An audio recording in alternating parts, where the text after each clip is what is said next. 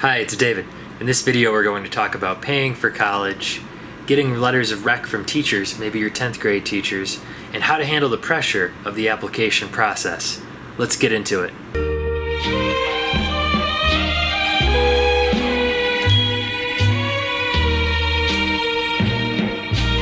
You'll hear in some information sessions that no, as admissions officers, we only want the letters of rec to be from your senior year instructors or your teachers from 11th grade, but 10th grade, 9th grade, that's too far back.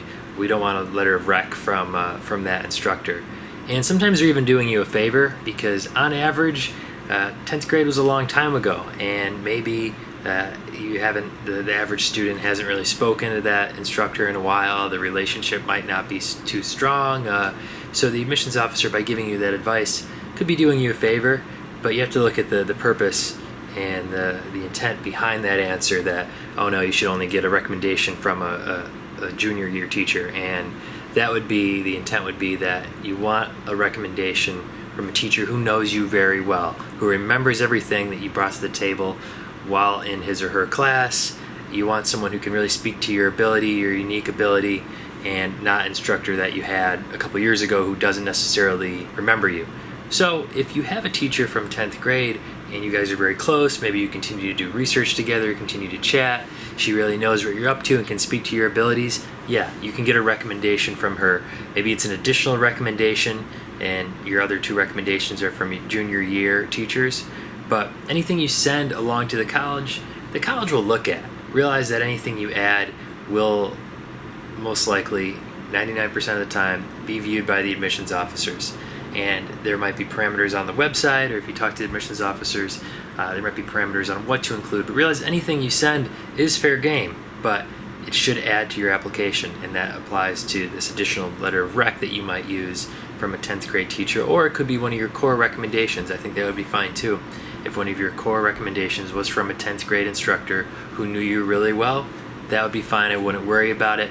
But the concluding piece of advice I want to leave you is that your teacher should know who you are, and you should give him or her an activities list to remind him or her everything that you did, everything that you're doing, to make it easy for that instructor to include all those details in the recommendation. Okay, excuse me, Mr. Bill Collector, I got problems. My check arrived mañana. I'ma pay my debt, I promise. I spent $20,000 with my... Worry about paying for school. That's common. I get it.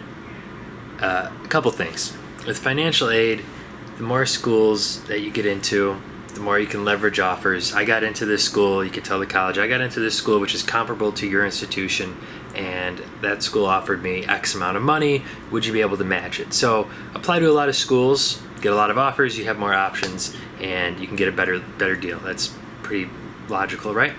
Realize that you're also doing a great job on all your essays and really hitting them out of the park with your voice, with your story, telling it in a compelling way.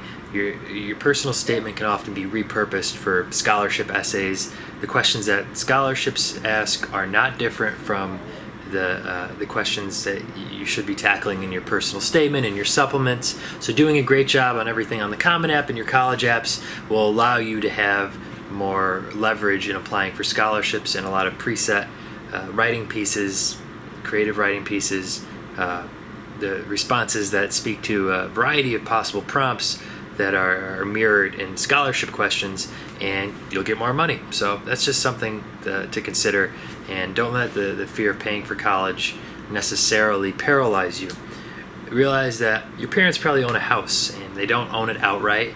They have debt, they have a mortgage, and an education, a college education, depending on what you want to study. Obviously there are variables, but overall I think a lot of people compare it to the exotic sports car or the flat screen TV, and yeah, if you like those things, that's great, but I don't think a college education, which does have a return, which would help you get a job, which would help you improve your knowledge base and network with people that are of high caliber, that's not a waste of money. That's an investment, and you can take on debt, and you'll have to pay that debt down over the course of your life, but like I said, that's not very different from a house if you think of it that way. So don't let just a rational fear of debt and paying for school cripple you. You might have to go into debt and pay that debt down after you graduate, but over the course of time, it's not that much. And all the other tips I gave you on scholarships and financial aid should help reduce that overall debt burden that you have. But like I said, it's not the worst thing. So don't let it freak you out right now. You have a lot on your plate, and don't let money be a huge concern. It's a factor, but make sure that you have all the information, that you're just not letting it blindly affect your performance.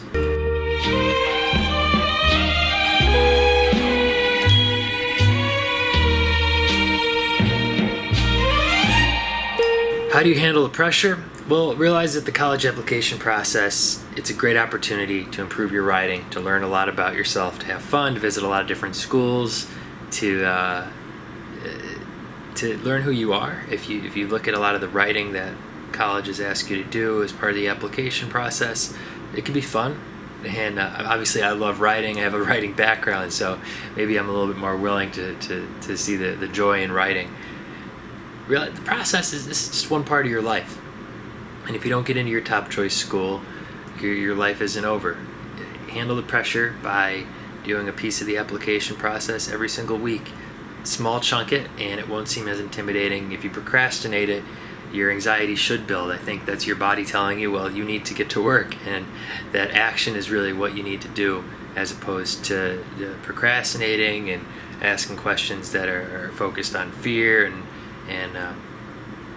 letting your admissions decision define you. I think that's a big mistake. Obviously, you want to research schools a lot, but don't necessarily fall in love with a school for really no reason. There's a grad school too. You could transfer. There are a lot of options. But even if you don't attend your dream institution, you realize that a lot of the things you loved in that school are probably existent in other schools, and that maybe you're just become a little bit preoccupied with an institution. I mean, I love certain schools. I love the school where I went, but I see that a lot of what I loved in where I went, Penn, exists in other top schools, and that if I necessarily didn't get into my college early decision, I could have ended up at another great institution. Handle the pressure by doing a little bit every day and realizing that you're more than just your admissions decision, but at the same time, put your best foot forward. And don't let fear of failure prevent you from putting your best foot forward. It's really easy to phone it in and say, well, I don't need to really try. And I think you're just kind of protecting yourself from rejection then, and that's understandable, but try not to fall prey to it. Look at all the positives of the application process, and right after this video, get started. Okay? Go. Do it. Start writing. Create a Common App account. Get going. All right.